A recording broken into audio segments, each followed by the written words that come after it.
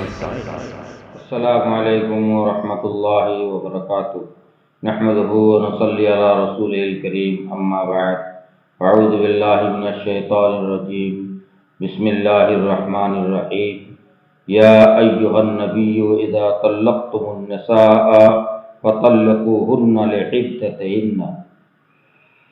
محترم ناظرین و سامعین، میں آج آپ کے سامنے طلاق کتاب و سنت کی روشنی میں اس موضوع پر چند باتیں آپ کی گوش گزار کروں گا انشاءاللہ۔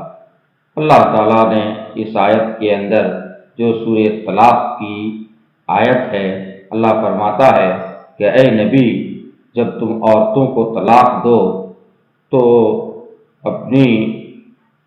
ان کی عدت کے آغاز میں انہیں طلاق دو۔ اس کا ترجمہ کے بعد آئیے میں آپ کو بتاؤں کہ اس آیت کے اندر خطاب ہے نبی سے، اور یہ مفرد ہے، لیکن اس کے بعد اللہ تعالیٰ نے جمع کا صیغہ استعمال فرمایا ہے۔ یہ جمع کا صیغہ اس لیے استعمال فرمایا کہ چونکہ آپ کے شرف اور مرتبہ کی بنیاد پر یا تعظیم کے لیے جمع کا صیغہ استعمال فرمایا ہے، یا آپ ہی کو بطور خاص خطاب ہے، اور جمع کا صیغہ تعظیم کے لیے ہے۔ اور یہی اللہ کے رسول صلی اللہ علیہ وسلم کا امت کے لیے اسوہ ہے کہ جب تم طلاق دینے کا پختہ ارادہ کر لو، اس کا سیدھا سا مفہوم یہی ہے۔ میرے بھائیوں، جب کوئی شوہر اپنی بیوی کو طلاق دے تو ان کو عدت میں طلاق دینی چاہیے۔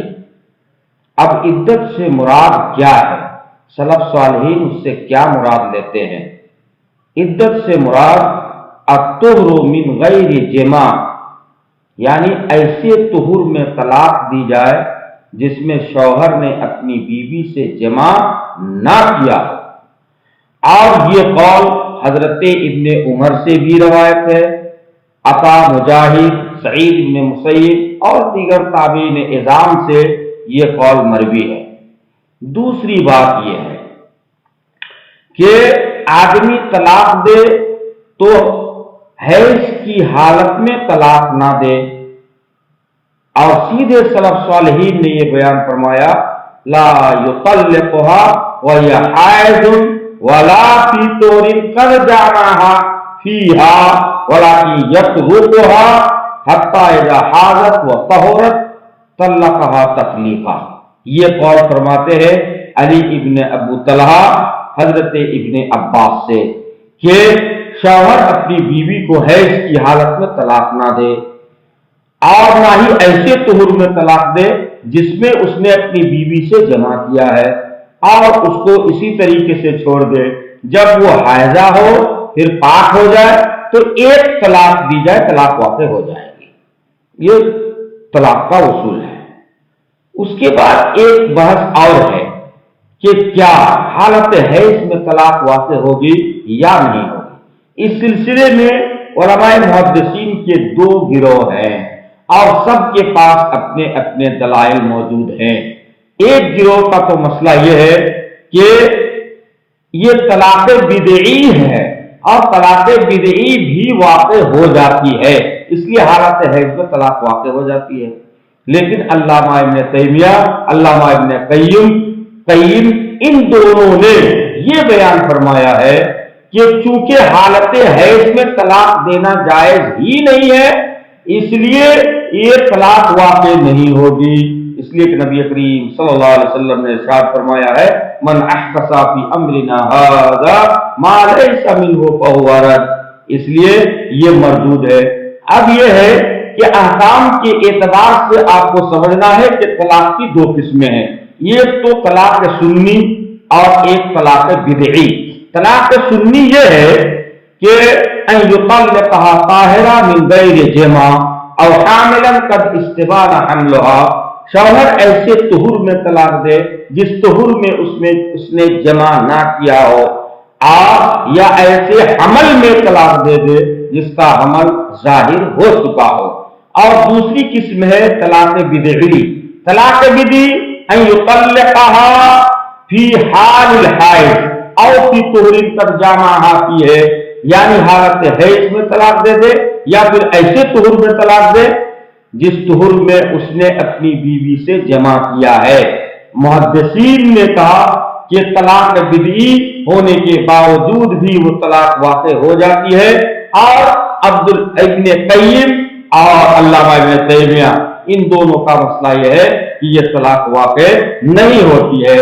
اور یہی مسئلہ مجھے زیادہ اقرب الی السنہ لگتی ہے، چونکہ حضرت ابن عمر کا جو واقعہ ہے وہ اسی بات پر مبنی ہے کہ جب اللہ کے نبی صلی اللہ علیہ وسلم کو معلوم ہوا کہ ابن عمر نے حالت حیض میں اپنی بیوی کو طلاق دے دیا ہے تو آپ نے فرمایا کہ اس کو تم لوٹا لو. آپ نے حکم دیا کہ اس کو تم لوٹا لو. تو اس سے پتہ چلتا ہے کہ حالت حیض کی طلاق واقع نہیں ہوتی ہے. اب یہ ہے کہ اسلام میں موٹے طور پر طلاق کی 3 قسمیں بیان فرمائی ہیں. ایک تو یہ ہے کہ طلاق رجعی.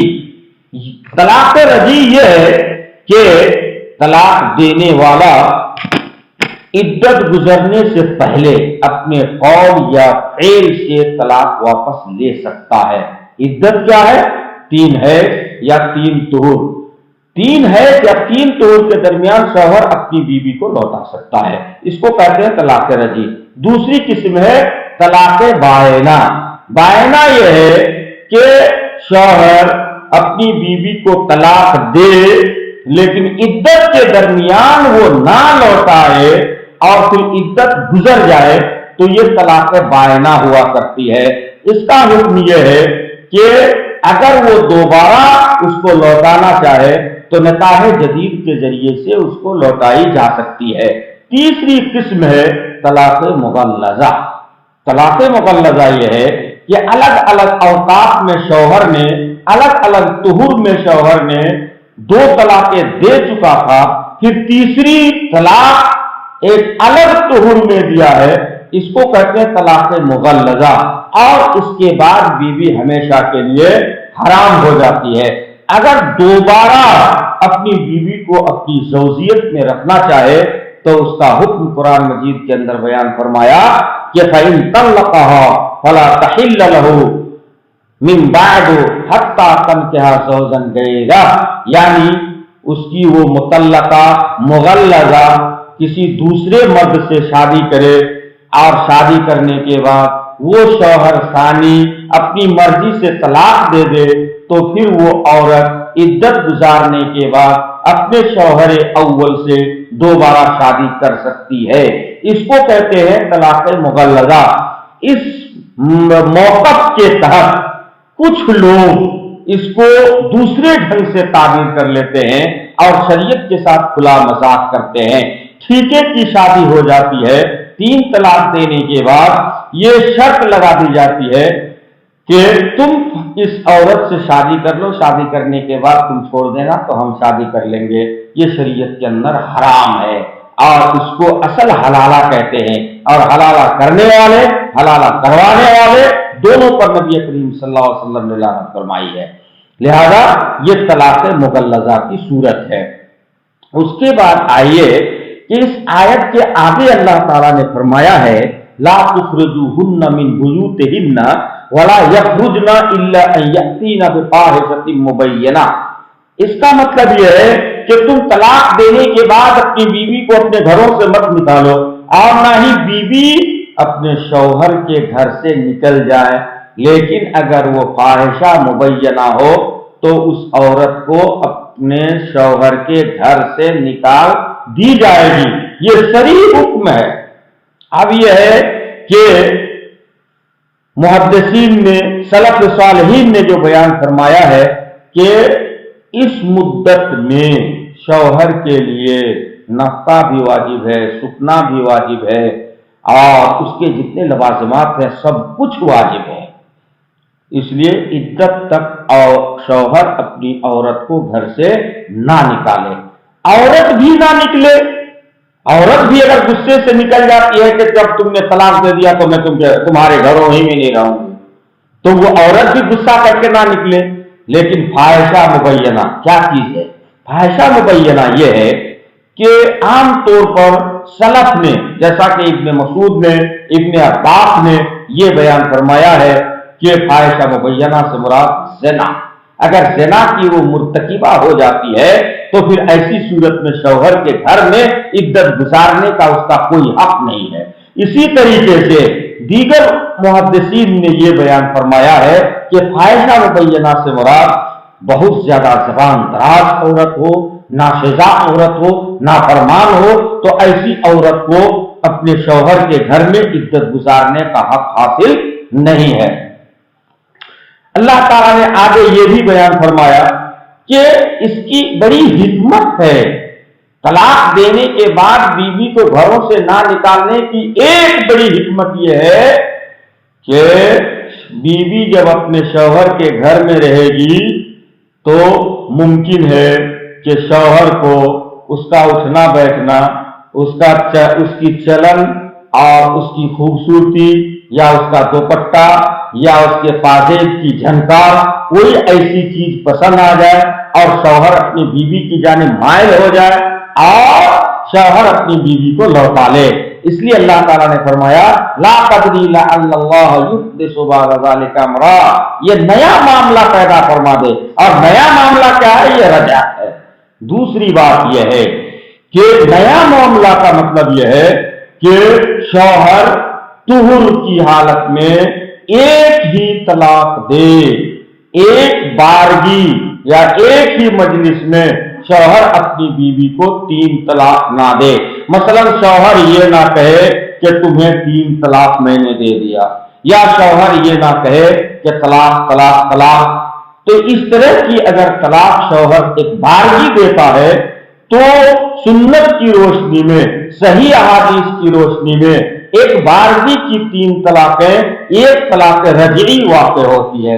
اس سلسلے میں میں آپ کے سامنے کئی احادیث رکھتا ہوں، وقت کی قلت کے سبب بہت ہی اختصار کے ساتھ، جبکہ دوسرے مسلک کے لوگوں نے 3 طلاق کو 3 ہی نافذ کر دیا ہے، اور انہوں نے بہت طرح کے اجتہادات اور قیاس آرائیاں کرتے ہوئے اس کو نافذ کر دیا، اور جب معاملہ ان کے درمیان ہوتا ہے تو پھر ایسے علماء کی جانب وہ مائل ہوتے ہیں جو اس بات کا موقف رکھتے ہیں کہ ایک مجلس کی 3 طلاق ایک ہی طلاق رجعی واقع ہوتی ہے۔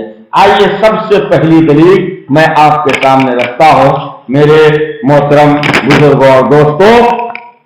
حضرت ابن عباس کی روایت ہے، انہوں نے کہا کہ اللہ کے رسول صلی اللہ علیہ وسلم کے زمانے میں، ابو بکر رضی اللہ تعالیٰ عنہ کے زمانے میں، حضرت عمر کی خلافت کے اوائل 2 سالوں تک ایک مجلس کی 3 طلاق ایک ہی طلاق واقع ہوتی تھی، لیکن حضرت عمر نے جب دیکھا کہ لوگوں نے طلاق دینے میں عجلت بازی سے کام لینا شروع کر دیا، ایک ہی مجلس میں 3 طلاقیں دینا شروع کر دیا، تو حضرت عمر نے 3 طلاق کو 3 نافذ کر دیا۔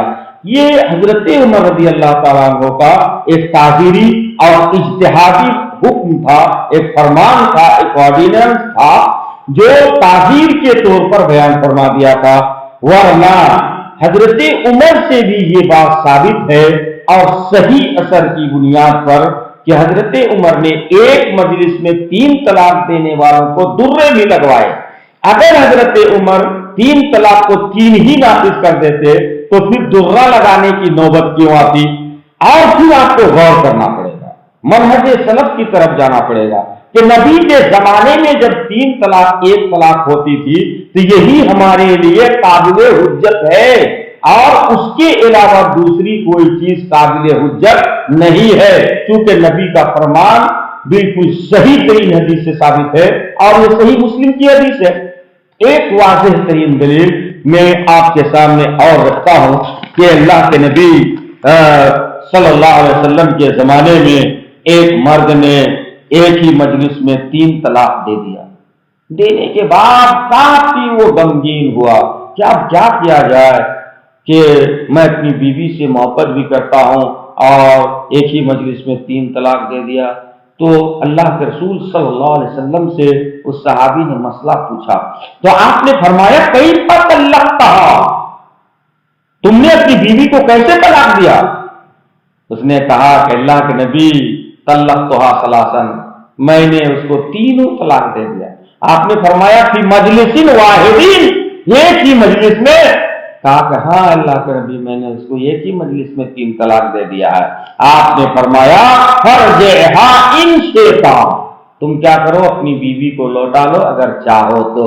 یہ مسند احمد کی روایت ہے، فتاوی ابن تیمیہ کے اندر موجود ہے، حافظ ابن حجر رحمۃ اللہ علیہ نے فتح الباری کے اندر بھی بیان فرمایا ہے، جس سے واضح ہو جاتا ہے کہ ایک مجلس کی 3 طلاقیں ایک ہی طلاق واقع ہوا کرتی ہے۔ نبی کے زمانے میں ایک آدمی نے ایک ساتھ 3 طلاق اور دے دیا، دینے کے بعد جب اللہ کے نبی کو معلوم ہوا تو آپ نے فرمایا کہ کیا یہ انسان کتاب اللہ کے ساتھ کھلواڑ کرتا، حالانکہ میں بھی موجود ہوں۔ ایک صحابی کھڑے ہو گئے جوش بھرے انداز میں اور کہا کہ اللہ کے نبی کیا میں اس انسان کو قتل نہ کر دوں؟ اب اس کا ایک غلط مفہوم لے لیا گیا کہ اللہ کے نبی برہم ہونے کے باوجود بھی 3 طلاق کو 3 نافذ کر دیا۔ یہ صرف قیاس ہے اور حجت بازی ہے، بلکہ سیدھا سا مفہوم یہ ہے کہ ایک طہر میں ایک ہی طلاق دینے کا حکم قرآن سے بھی ہے اور واضح احادیث سے بھی ہے، اور اسی چیز کی وجہ سے اللہ کے نبی نے فرمایا کہ یہ انسان کھلواڑ کر رہا ہے۔ اگر آپ ایک مجلس میں 3 طلاق دے ہی دیتے ہیں تو اللہ تعالیٰ نے فرمایا لا تدری لعل اللہ یحدث بعد ذلک امرا، تو 3 طلاق کے بعد پھر نیا معاملہ کہاں بچتا ہے؟ کوئی نیا معاملہ بچتا ہی نہیں ہے۔ جب آپ ایک طلاق ایک طہور میں دیں گے تو نیا معاملہ بچے گا اور رجعت کا راستہ صاف ہوگا، اور 3 طلاق کے بعد کوئی نیا راستہ پیدا نہیں ہوتا ہے۔ اس لیے قرآن کی آیت بھی اس بات پر دال ہے کہ ایک مجلس کی 3 طلاق ایک ہی طلاق واقع ہوتی ہے۔ اللہ سے دعا ہے کہ اللہ تعالیٰ ہم تمام مسلمانوں کو کتاب و سنت کے احکام پر عمل کرنے کی توفیق عطا فرمائے۔ وآخر دعوانا الحمدللہ رب العالمین۔ السلام علیکم ورحمۃ اللہ وبرکاتہ۔